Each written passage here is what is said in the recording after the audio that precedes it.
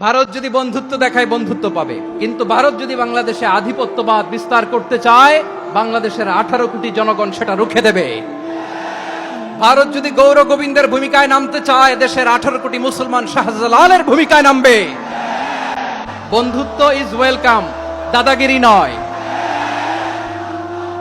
ঐক্যের কোনো বিকল্প নাই।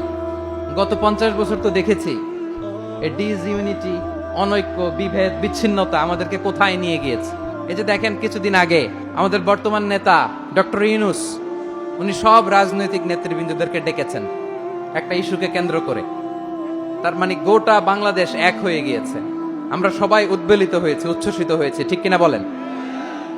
রাজনৈতিক নেতাদেরকে ডেকেছেন উনি, আমরা এক হয়েছে। এরপরে ধর্মীয় অঙ্গনের যে লিডাররা, বিভিন্ন ধর্মের, শুধু মুসলিম না, সবাইকে ডেকেছেন, আমরা ঐক্যবদ্ধ হয়েছি। এটাকে বলে ন্যাশনাল ইউনিটি, জাতীয় ঐক্য। যে কোনো ধরনের কনস্পাইরেসি, ষড়যন্ত্র, আধিপত্যবাদ মোকাবেলায় জাতীয় ঐক্যের চেয়ে মোক্ষম হাতিয়ার আর নাই। আমাদের একটা প্রতিবেশী দেশ আছে, আমরা আমাদের দেশ নিয়ে যত ভাবি তারা তার চেয়ে বেশি ভাবে। কথা বুঝতেছেন না? আরো ভেঙে বলতে হবে। আমরা আমাদের দেশ নিয়ে যত উদ্বিগ্ন, এদের আরো টেনশন বেশি। বলেন আমাদের দেশে শান্তি আছে না নাই? আমরা হিন্দু মুসলিমে কখনো দাঙ্গা লাগে? আসতে বলেন কেন লাগে? ওদের পূজা পার্বণে আমাদের মাদ্রাসার ছেলেরা যে পাহারা দেয়, চিল্লায় বলেন ঠিক কিনা? আমাদের তাফসির মাহফিলের সময় ওরা ডিস্টার্ব করেন, ঢোল বাজায় না।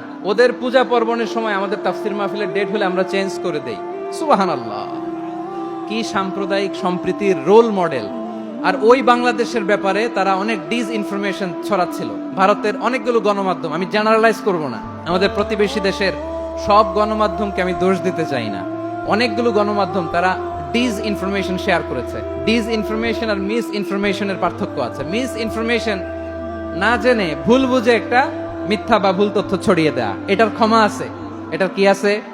আর ডিসইনফরমেশন মানে ইচ্ছা করে, প্ল্যান করে, ম্যাপ করে, ছক এঁকে মিথ্যা, গুজব, রটনা সোশ্যাল মিডিয়ায় ছড়ানো, এটার ক্ষমা আছে?